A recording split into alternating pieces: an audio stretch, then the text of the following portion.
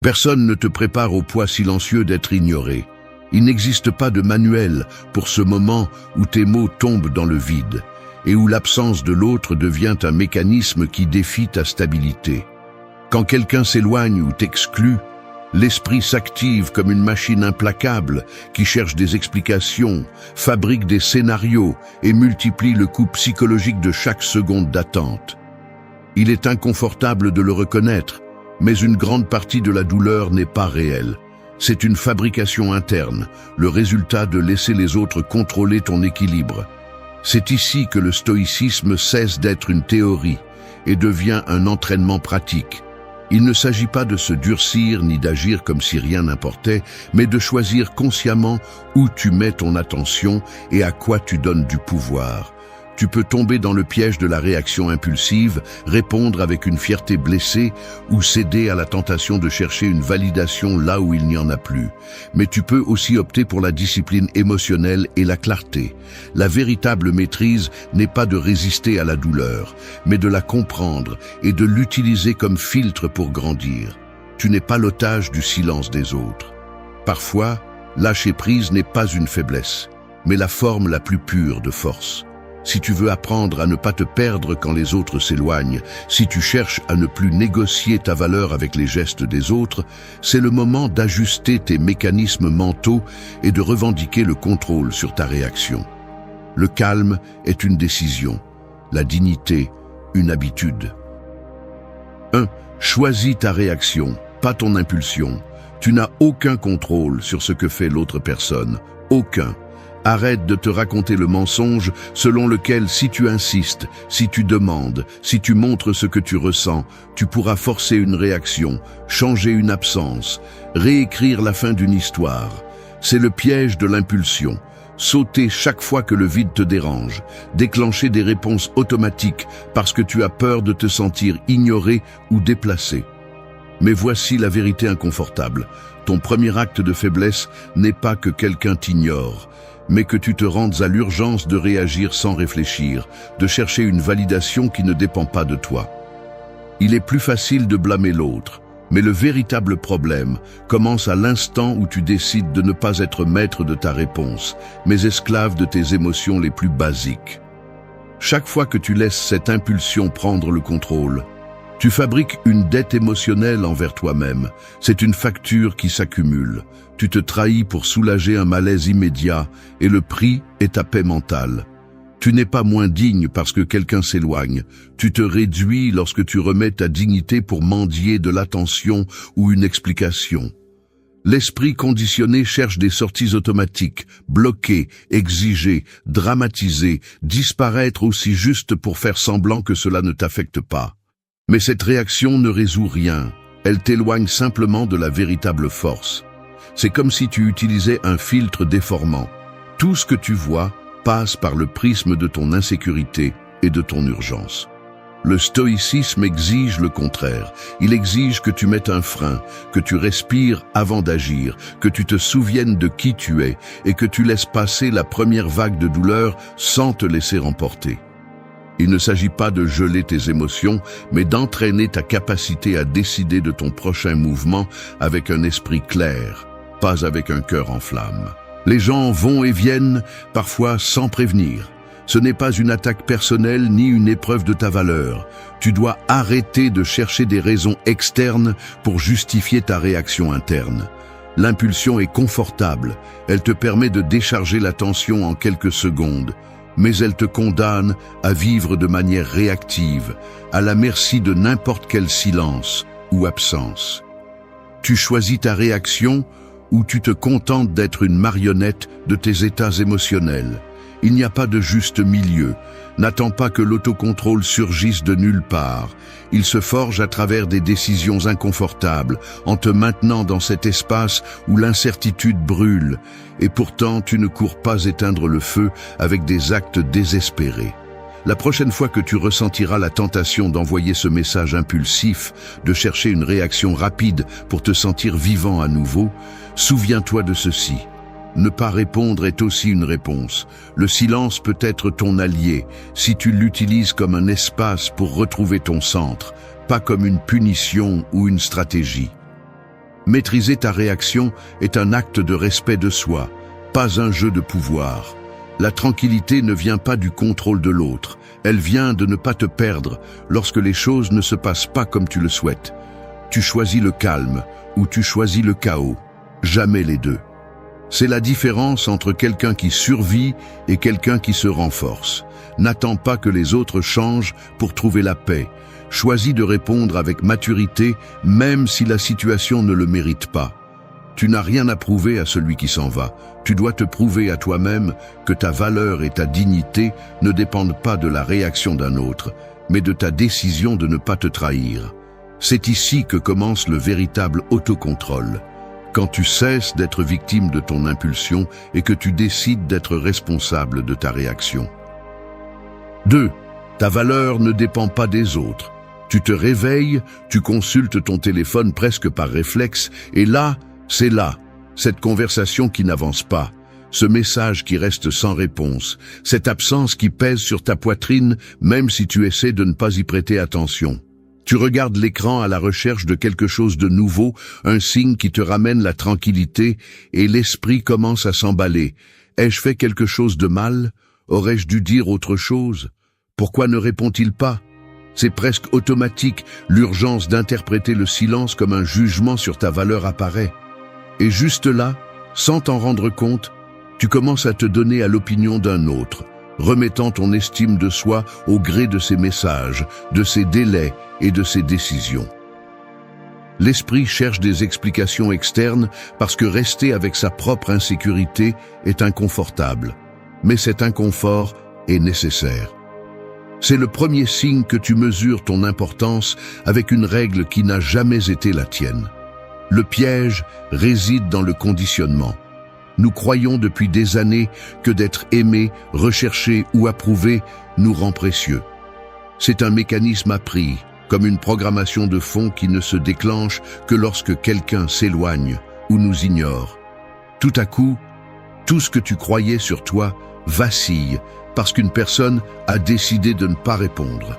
C'est l'erreur. Confondre la réaction d'autrui avec un jugement sur ta dignité. La vraie valeur n'est pas une monnaie qui monte et descend selon qui reste ou qui s'en va. C'est une base interne, quelque chose qui ne doit pas dépendre du regard, du geste ou de la parole de quiconque. Lorsque tu remets ta sécurité entre les mains d'une autre personne, tu deviens otage de ses états d'âme, de ses priorités, de ses propres luttes invisibles. C'est là que commence le véritable épuisement. Tu deviens spectateur de ta vie, attendant la validation qui n'arrive jamais de manière stable. Il ne s'agit pas de ne pas ressentir de douleur lorsque quelqu'un s'éloigne, ni de feindre l'indifférence. Il s'agit de reconnaître que le vide laissé par l'absence n'est pas une dette que tu dois régler en changeant qui tu es ou ce que tu donnes. La pensée déformée veut te convaincre que si tu étais meilleur, si tu faisais plus, alors l'autre reviendrait, te chercherait, te validerait. C'est le mensonge qui fait le plus de mal, lier sa propre valeur à ce que tu ne contrôles pas. Le stoïcisme enseigne à séparer ce qui dépend de toi de ce qui ne dépend pas de toi. Et dans cette séparation se trouve le principe de la liberté émotionnelle. Tu ne peux pas contrôler si quelqu'un répond, mais tu peux décider de ne pas hypothéquer ton estime de soi en attendant une réaction. La perception de soi est un muscle que tu entraînes chaque fois que tu choisis de ne pas céder à l'urgence de changer pour plaire, de t'adapter au moule d'autrui par peur de perdre. C'est difficile, car cela va à l'encontre d'années d'habitude et de l'anxiété de te sentir invisible. Mais le véritable respect de soi se démontre dans les moments inconfortables, pas dans le confort de l'attention constante. Voici la ligne emblématique. Tu n'es pas moins parce que quelqu'un ne voit pas ta valeur. Tu es moins quand tu l'oublies toi-même. Arrête de chercher à l'extérieur ce que tu ne peux construire qu'à l'intérieur. La dignité ne se négocie pas avec des miettes d'attention, elle se protège, même quand personne ne regarde. Accepter que ta valeur est immuable, même si le monde l'ignore un moment, est un acte de force. Ce n'est pas de l'orgueil vide, ni une indifférence feinte, c'est la décision consciente de ne pas laisser le silence d'un autre fracturer ton autoconcept. La prochaine fois que le vide te tentera de mendier un signe, souviens-toi de ceci. Ta valeur ne se négocie pas, elle se maintient. C'est le principe pour commencer à vivre libre du chantage émotionnel de l'attente. 3. Arrêtez l'esprit avant de réagir. Je vais être honnête, l'esprit ne veut pas que vous vous arrêtiez. Il ne veut pas que vous observiez. Il veut sauter directement à la réaction, à la décharge, au soulagement immédiat. Je le sais parce que cela m'arrive aussi. Quand le silence de quelqu'un me fait mal, l'esprit fabrique en quelques secondes toute une série de scénarios et d'explications, chacun plus dramatique que le précédent. C'est inconfortable de reconnaître cela, mais il y a une partie de nous qui préfère agir avant de réfléchir, même si le prix est élevé. C'est le mécanisme automatique, ressentir une menace et chercher une sortie rapide, comme si se laisser emporter par l'impulsion était la seule option. Mais c'est là que vous commencez à perdre, car chaque réaction sans réflexion est une concession de pouvoir. Le véritable conflit n'est pas avec l'autre personne, mais avec cette urgence interne qui exige une réponse immédiate, peu importe les conséquences. Si vous décomposez le processus, vous réalisez comment fonctionne le piège. Face au vide, l'esprit cherche un sens, et presque toujours, il le trouve contre vous.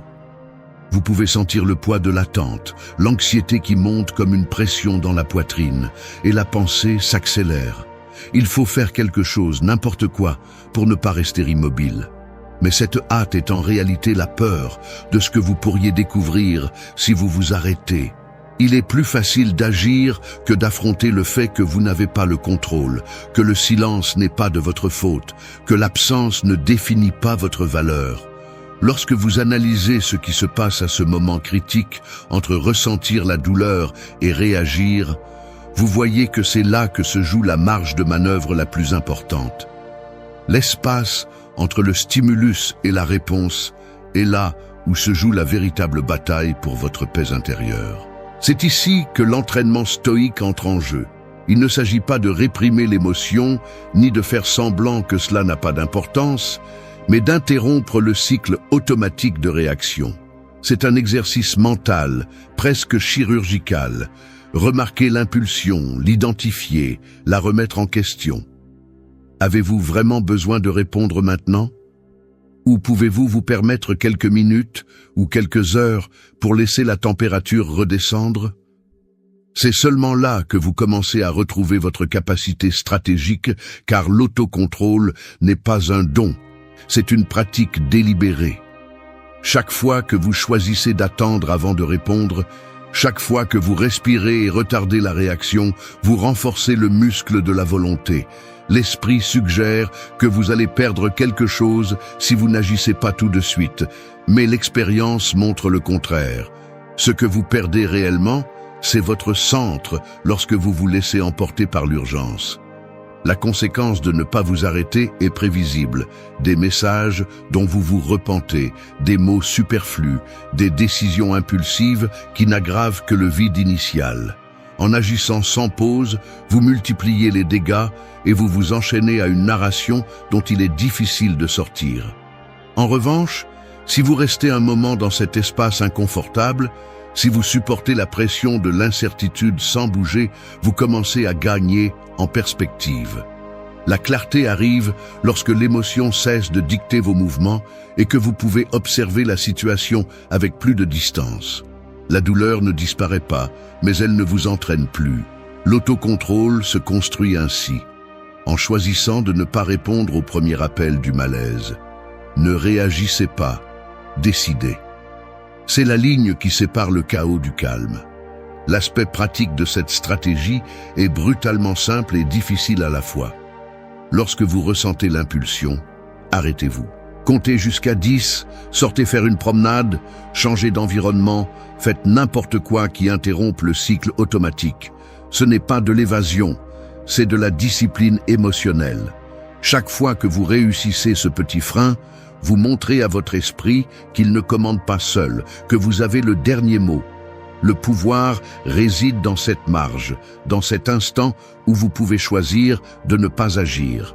Celui qui maîtrise cette seconde maîtrise le résultat. La réaction rapide est presque toujours la réaction erronée. C'est ainsi que se forge le caractère, dans les secondes où vous décidez d'attendre et de réfléchir avant de bouger. La clé est de comprendre que votre dignité ne dépend pas de la rapidité de votre réponse, mais de la qualité de votre décision. 4. Utilisez le silence pour grandir. Parfois, le silence ressemble à une pièce blanche et vide, sans fenêtre, sans horloge, juste vous et l'écho sourd de vos propres pensées. Il n'y a rien à regarder, sauf ce vide qui défie votre patience et expose l'inconfort de ne pas avoir de réponse. La tentation est de remplir cet espace à tout prix, avec des mots, avec des actions, avec des tentatives maladroites de forcer une réaction. Mais voici la leçon que personne ne veut entendre. Le silence n'est pas une cellule, c'est une salle de sport brutale pour l'esprit. Chaque seconde dans cet espace devient un poids invisible. Vous pouvez sentir la tension dans vos épaules, la pression dans votre poitrine, l'envie de fuir vers la réaction la plus facile. La véritable croissance commence lorsque vous décidez de rester. Pas en attendant un signe salvateur, mais en utilisant cet espace pour vous regarder vous-même sans distraction, sans excuse. S'observer dans le silence est inconfortable car cela vous oblige à affronter ce que vous cachez normalement derrière le bruit. Vos insécurités, vos attentes non satisfaites, votre besoin de contrôle. Il y a un geste presque automatique chez la plupart. Regarder l'écran en espérant que quelque chose change, ajuster le téléphone entre les mains, faire des allers-retours dans la pièce, chercher n'importe quoi qui interrompe le vide. Mais si vous parvenez à tenir dans cet inconfort, vous commencez à écouter ce qui se passe vraiment en vous. Le silence est un miroir sans distorsion. Il n'y a pas de filtre ni de versions éditées, juste la matière première de vos émotions non traitées. Il vous oblige à reconnaître d'où vous agissez. Est-ce un besoin d'approbation, une peur de la solitude, une colère de vous sentir déplacé? La croissance se produit lorsque vous arrêtez de cacher ces sentiments et choisissez de les comprendre. Dans la pratique, utiliser le silence pour grandir signifie changer l'angle de la question. Il ne s'agit pas de « pourquoi ne répond-il pas ?» mais de « que puis-je découvrir ici que je ne veux pas voir ?» Le stoïcisme ne propose pas de devenir de pierre. Il vous demande d'utiliser l'absence de l'autre comme un espace fertile pour entraîner l'autocontrôle, pour renforcer le muscle de la patience, pour analyser vos schémas de réaction avec une honnêteté qui dérange. Chaque fois que vous supportez l'attente sans agir par impulsion, vous renforcez l'idée que vous ne dépendez pas de la validation externe pour vous sentir complet. C'est un travail interne, presque artisanal. Vous polissez les arêtes de votre caractère dans la friction de l'incertitude. Il y a un type de clarté qui n'arrive que lorsque vous cessez de saturer le moment avec vos tentatives de contrôle. Vous pouvez le voir dans des détails minimes. Le corps qui se détend après des minutes de tension. La respiration qui devient plus profonde lorsque vous décidez de ne pas envoyer ce message, le regard qui cesse de chercher à l'extérieur et commence à enregistrer ce que vous ressentez vraiment. Ce sont des gestes subtils, presque imperceptibles, mais ils marquent la différence entre vivre de manière réactive et vivre en contrôle. Profiter du silence n'est pas se résigner ni punir l'autre, c'est choisir la croissance plutôt que l'urgence, l'introspection plutôt que le désespoir. Celui qui maîtrise le silence maîtrise son esprit. C'est la clé. Transformez le vide en un laboratoire pour vous connaître, pour affiner votre réponse, afin que la prochaine fois que quelqu'un s'éloigne, vous ne perdiez pas l'équilibre. Le silence n'est pas votre ennemi, c'est la scène où votre véritable force est mise à l'épreuve. Acceptez l'inconfort et transformez-le en espace pour grandir. C'est ainsi que vous ne sortez pas blessé, mais plus fort qu'auparavant.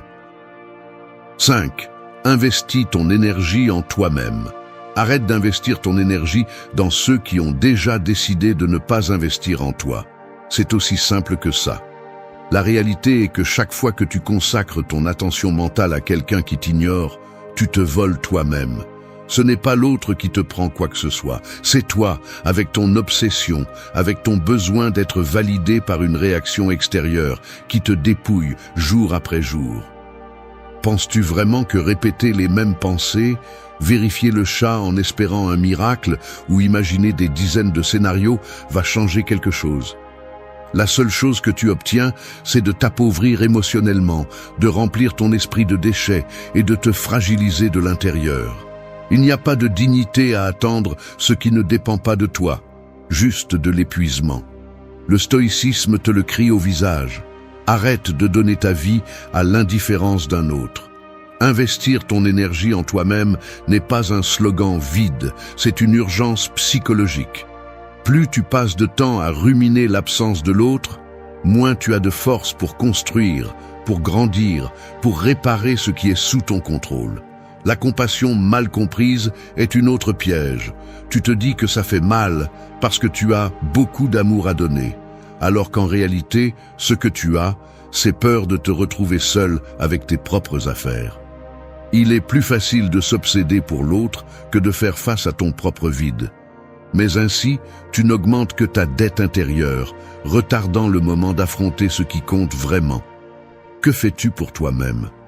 Personne ne viendra te sauver de ce trou d'autonégation. Soit tu prends les choses en main, soit tu restes piégé dans la misère de l'attente éternelle. L'énergie mentale est limitée. Chaque fois que tu la gaspilles en hypothèses, en suppositions ou en tentative de manipuler la réaction d'autrui, tu arrêtes de l'investir dans tes propres projets, dans ta santé, dans ta croissance. Les gens qui avancent ne sont pas ceux qui obtiennent le plus d'attention extérieure, mais ceux qui savent protéger leur concentration, blindent leur esprit des distractions toxiques et redirigent leur puissance vers ce qui peut vraiment se transformer. Je te le répète, car je ne veux pas que tu te trompes. Donner du pouvoir à l'absence de quelqu'un est le pire investissement émotionnel que tu puisses faire. Tu ne récupères rien en attendant.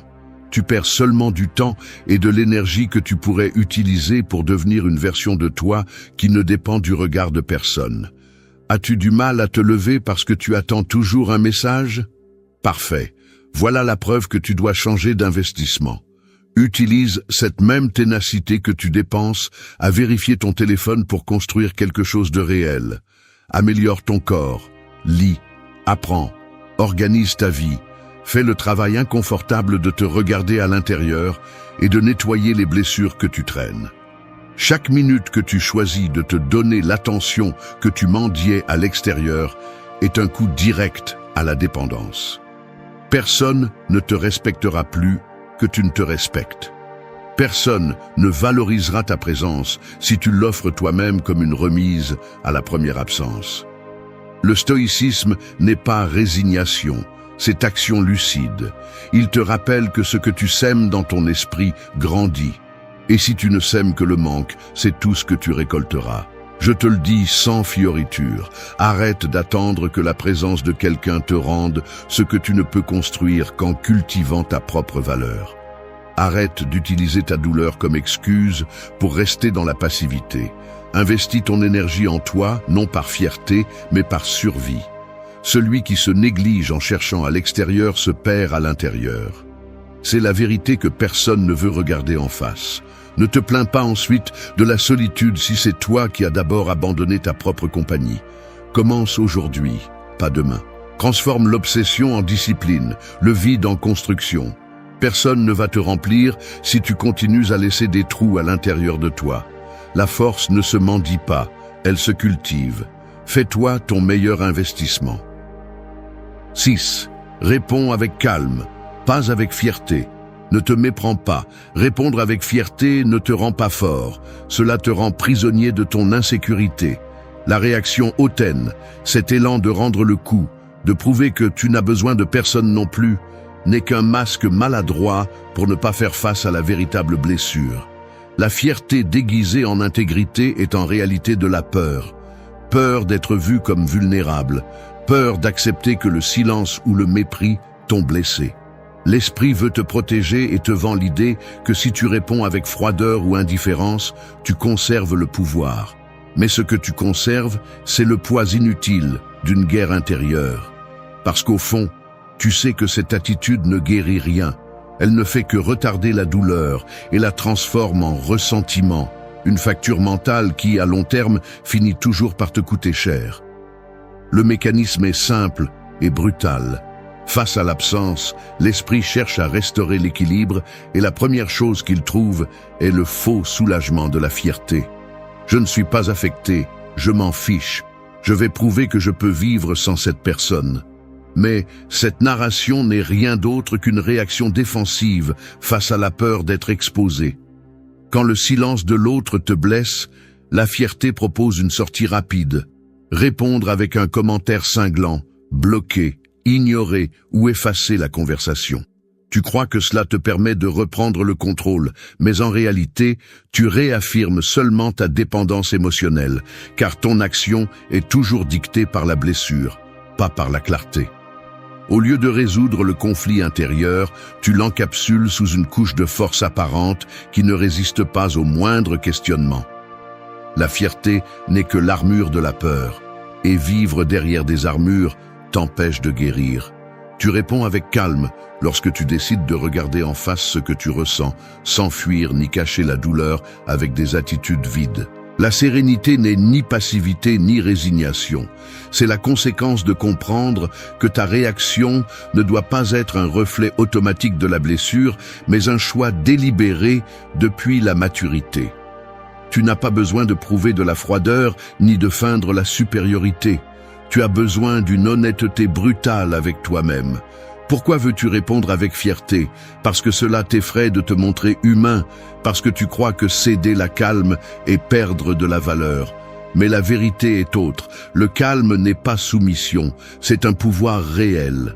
C'est la force de celui qui se connaît et décide de ne pas hypothéquer sa dignité pour gagner une bataille insignifiante dans un jeu de fierté. Le stoïcisme enseigne à briser le circuit de la fierté automatique. Lorsque tu détectes cet élan, tu as l'opportunité de désamorcer le mécanisme et de te demander « Cette réaction me construit-elle ou me fragmente-t-elle » Le calme est inconfortable au début, car il t'oblige à rester dans le lieu de la douleur sans anesthésie instantanée.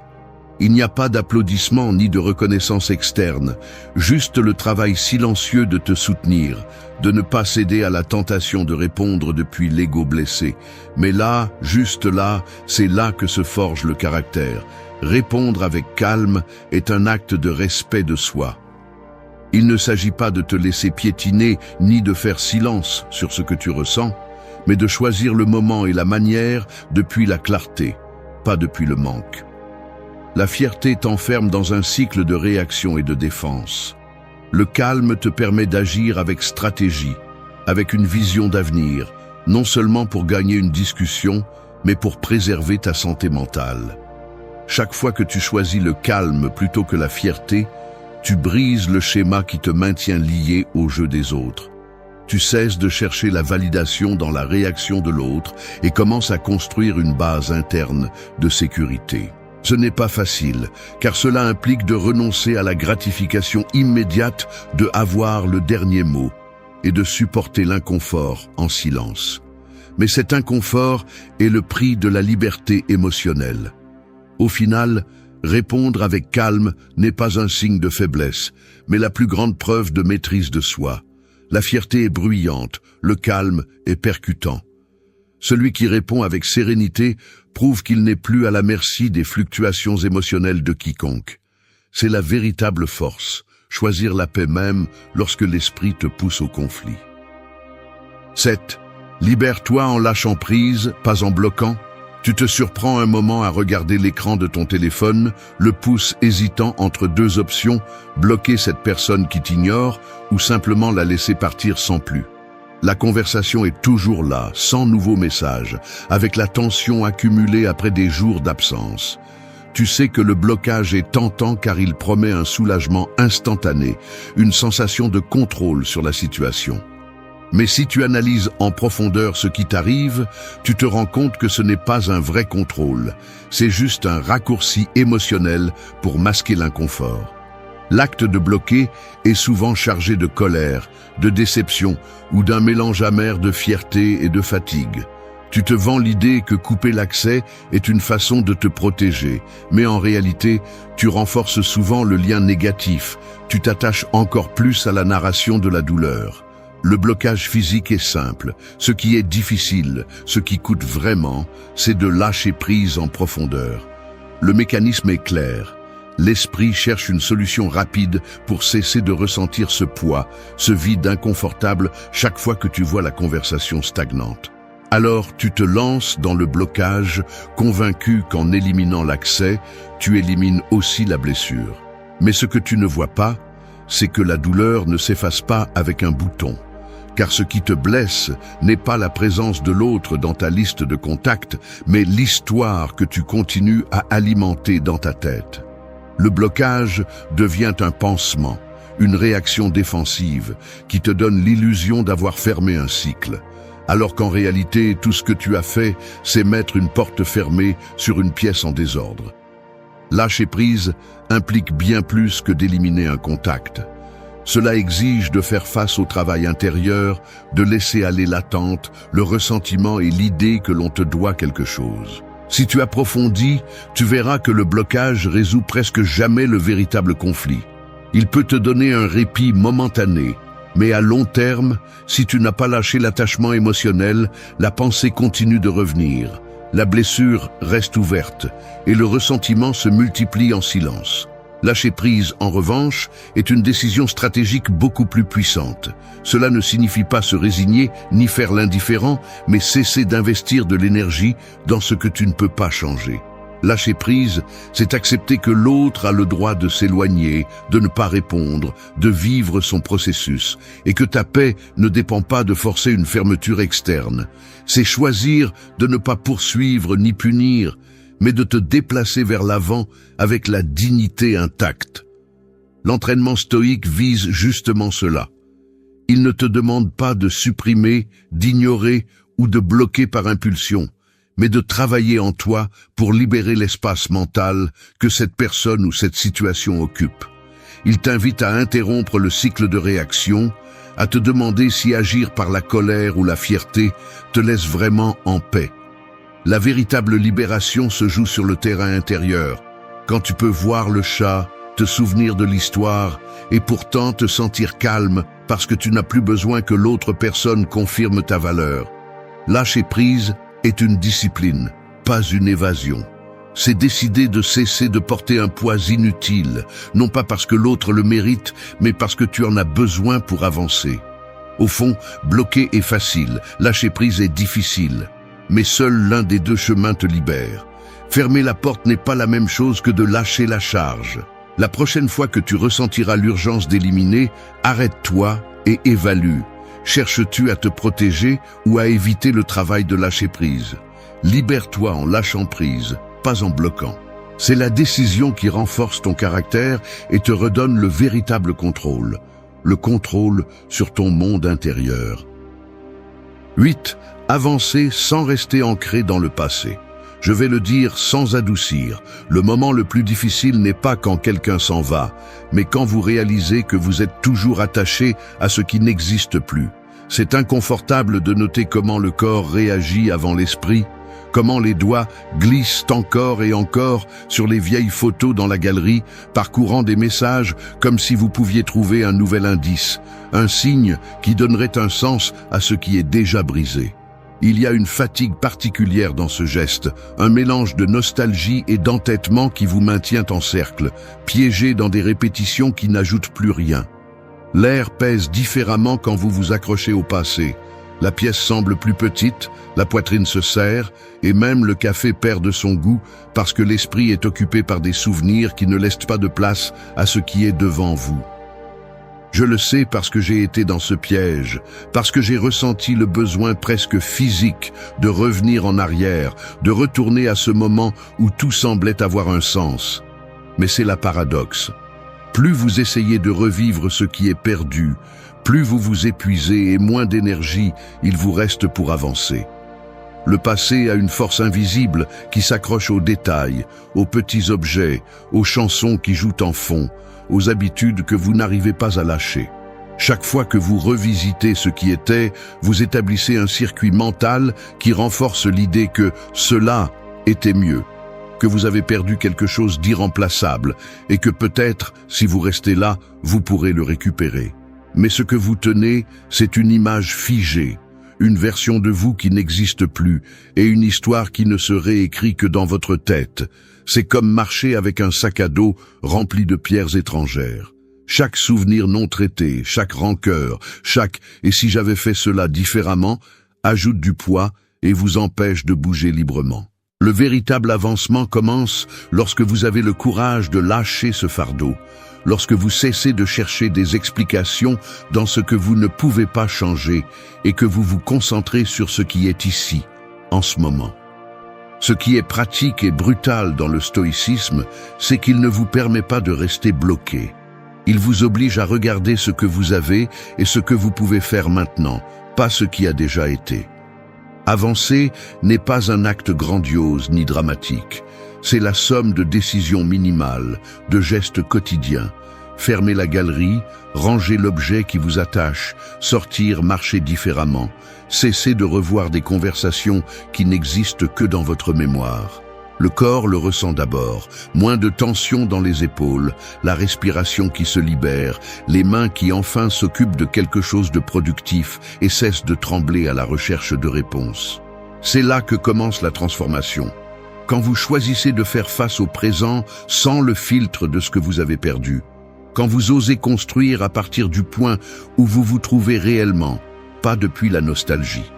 Vous n'avez pas besoin d'effacer le passé, ni de nier ce que vous avez ressenti, mais vous devez cesser d'alimenter la machinerie interne qui vous maintient en train de tourner au même endroit. Chaque minute que vous passez à revenir en arrière est une minute que vous perdez à construire quelque chose de nouveau, à découvrir une possibilité qui ne peut pas s'inscrire dans l'inertie d'hier. Le passé n'enseigne que si vous le lâchez. Si vous restez, il vous consume. C'est la ligne dure que personne ne veut accepter. La dignité se démontre aussi dans la capacité d'avancer sans regarder en arrière avec pitié ni avec colère, mais avec la certitude que votre histoire ne se termine pas dans la dernière absence. Choisissez de bouger, même si cela fait mal. Choisissez d'avancer, même si le corps demande à reculer. Parce que c'est seulement ainsi que le passé se transforme en expérience et non en prison. Et cela, croyez-moi, est le seul vrai chemin vers la paix.